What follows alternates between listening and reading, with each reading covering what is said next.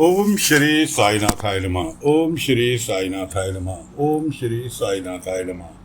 सभी साईं भक्तों को नमस्कार। कथा प्रारंभ करते हैं। द्वारका माई में प्रवचन चल रहा है। छोटी दीपावली का दिन बाबा ने सभी को आदेश दिया, कल दीपावली है। इस उपलक्ष्य में द्वारका माई में भंडारा होगा। हर घर का मुखिया एक मुट्ठी अनाज लेकर आएगा। हर घर का मुखिया एक मुट्ठी अनाज लेकर द्वारका माई में आएगा। वो भंडारे में शामिल किया जाएगा ताकि की भंडारा सार्वजनिक कहलाए। ठीक है जी, सभी ने मान लिया। ठीक है साईं। अगले दिन सभी एक एक मुट्ठी अनाज ले आए, लेकिन एक बंदा गायब था। वो थे सलीम मियाँ। सलीम मियाँ को दावत पे पास के गांव में मुखिया ने दावत पर बुलाया था और कहा था अपना बाजा साथ लेकर आइयो, यानी ग्रामाफोन। तो सलीम मियाँ सारे काम छोड़ के ग्रामाफोन लेकर मुखिया जी के यहाँ पहुँच गए। रेहाना ने, उनकी पत्नी रेहाना ने मना भी किया कि साईं ने कहा है कि घर का मुखिया लेकर जाएगा नाज द्वारका माई। तो कह रहे अरे रेहाना तुम दे आना।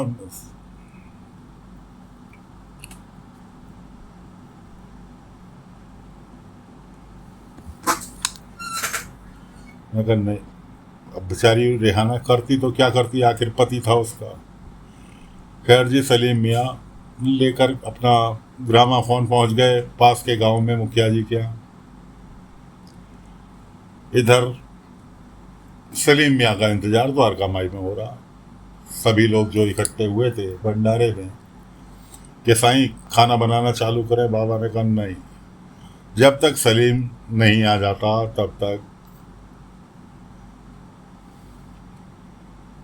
खाना बनाना चालू नहीं होगा।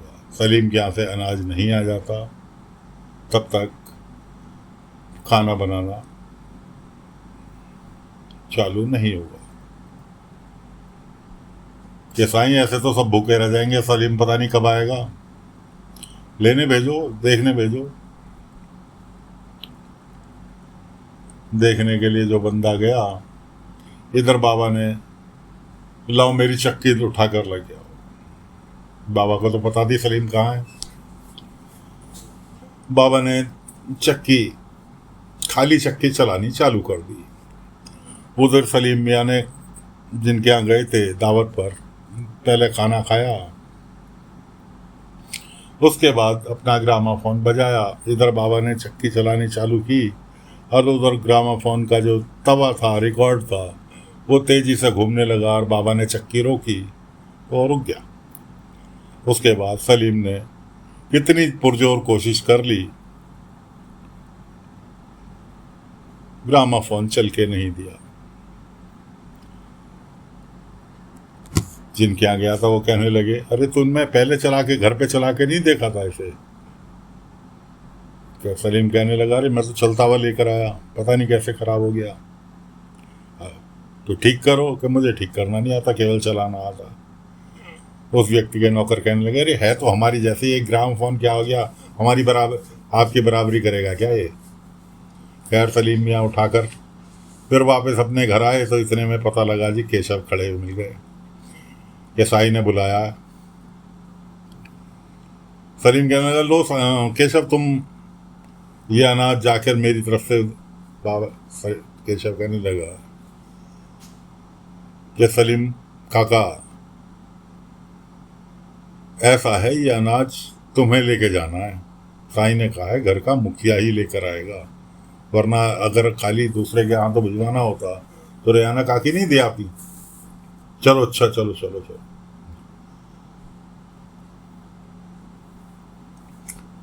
कि मुझे अभी इसे ग्रामाफोन को भी सही कराना है और पता नहीं कितने पैसे लगेंगे। केशव कहने लगा कि सलीम काका, ये ग्रामाफोन यहाँ ठीक नहीं होगा शिरडी में, या तो पूना ठीक होगा या फिर होगा बम्बई। अरे फिर तो मुझे बम्बई जाना होगा। रेहाना कहने लगी, बम्बई जाने के लिए पैसे हैं? अरे वो दीक्षित जी ने एडवांस दिया ना, वो पैसे इस्तेमाल कर लेंगे कंबल के लिए जो एडवांस दिया। रेहाना कहने लगी कि अगर फिर घर का खर्चा कैसे चलेगा अगर तुम इसमें वो पैसे लगा दोगे। खैर वो अपनी पत्नी को झिड़क के पहुंचा द्वारका माई। द्वारका माई नाज लेके पहुंचा। बाबा ने उसका नाज लिया और उसमें खाने में मिलाया और खाना बनाना चालू कर दिया। बाबा से सलीम कहने लगा, साईं मुझे क्षमा करना, मुझे बहुत काम है और शायद मुझे बम्बई या पूना भी जाना पड़ जाए और 5-7 दिन में अब सेवा में भी नहीं आ पाऊंगा, द्वारका माई भी नहीं आ पाऊंगा। पीछे से बेटा अली था सलीम का, उसने ग्रामोफोन को बजाया, फिर वापस बजने लगा। वो तो बाबा ने रोका था, इसलिए रुका हुआ था। खैर पति पत्नी में काफ़ी नोक झोंक भी हुई, लेकिन वो ग्रामोफोन चलता देख के फिर सलीम मियाँ ग्रामोफोन में मस्त हो गए। अगले दिन भंडारे का काम व्यवस्थित हो गया। भंडारा, द्वारका माई में भंडारा हुआ। सभी लोगों ने भंडारा खाया, अपने अपने घर बाबा से आशीर्वाद लेकर घर को गए। अगले दिन किसी की दुकान का उद्घाटन था। उसने सलीम मियाँ को बुलाया कि सलीम मियाँ, रिबन तो तुम ही काटोगे, दुकान का उद्घाटन तुम्हारे यहाँ तो होगा, और अपना वो ग्रामोफोन लेते आना, ताकि म्यूजिक बजेगा तो और समा बन जाएगा। सलीम मियाँ उनके यहाँ अपना ग्रामोफोन लेकर पहुँच गए। अगले दिन ही उसी दिन ही शाम को साकोरी गांव के मुखिया ने नौता भेजा कि बड़े बड़े लोग आ रहे हैं दावत पर और तुम्हें भी दावत पर इनवाइट किया है और अपना वो ग्रामाफोन लेते आना, सुबह पहले पहर में ही आ जाना, सुबह के वक्त ही आ जाना।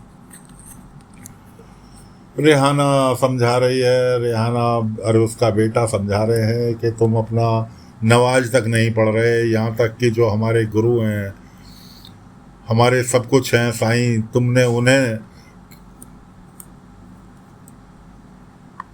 भी मना कर दिया कि वो तुम उनके पास नहीं जाओगे 10-15 दिन। नवाज की तरफ से भी तुमने मुंह मोड़ लिया, नवाज भी नहीं पढ़ पा रहे हो, इस ग्रामाफोन के चक्कर में लगे हुए। सलीम मियाँ का जवाब था कि मैंने सारी ज़िंदगी नमाज पढ़ी, ऊपर वाले ने मुझे उसका फल दिया है इस ग्रामाफोन के रूप में, जिसकी वजह से मेरी बड़े बड़े लोगों में उठ बैठ हो रही है। देखो बड़े बड़े मुखिया, गांव के मुखियाओं के यहाँ से दावत के न्योते आ रहे हैं, मैं ज़रूर जाऊंगा। रेहाना कहने लगी, जाओगे तो ज़रूर, लेकिन ये बताओ कंबल कैसे बनेंगे जो दीक्षित जी को भी परसों देने हैं, भाई दूज वाले दिन। अरे मैं अभी वहाँ से लौटते समय आऊँगा ना, तो वहाँ से मजदूर लेते आऊँगा। रेहाना कहने लगी, दीपावली की वजह से सभी औरतें जो मेरा सहयोग करती थी कंबल बनाने में, दीपावली की वजह से सहयोग करने में असमर्थ हैं, सबके घर में काम है, इसलिए तुम्हें ही सहयोग करना पड़ेगा। अरे तुम चिंता मत करो, मैं उधर से साकोरी गांव से लौट के आऊँगा, 2-4 मजदूर लेता आऊँगा, तो तुम्हें भी काम करने की आवश्यकता नहीं रहेगी, आराम से कंबल बन जाएंगे। भाई साहब, जिस बंदे की अकल पर पर्दा पड़ गया हो कि भाई या तो ग्रामाफोन बजाकर कहीं से तुझे 4 पैसे मिल रहे हो, कि भाई ग्रामाफोन बजाने के लिए जा रहा है, वहाँ से तुझे पैसे मिल रहे हैं, सोचने वाली बात है कि चलो जी कमाई का जरिया मिल गया। फ्री में वाहवाही लूटने के लिए कि कभी इस गांव जा उठा के डिब्बा, कभी इस गांव जा उठा के डिब्बा। अपनी आफत सलीम बाबू ने बुला ली। बाबा बार बार चेता रहे हैं, चेताने की कोशिश कर रहे हैं, लेकिन सलीम बाबू की समझ से बाहर है।